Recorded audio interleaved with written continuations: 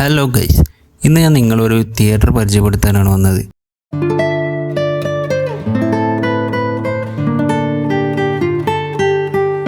ഈ തിയേറ്ററിൽ ടിക്കറ്റിന് ഇപ്പോഴും വെറും 50 രൂപ മാത്രമേ ഉള്ളൂ. നമ്മുടെ മലപ്പുറം എടവണ്ണയിലാണ് ഈ തിയേറ്റർ സ്ഥിതി ചെയ്യുന്നത്.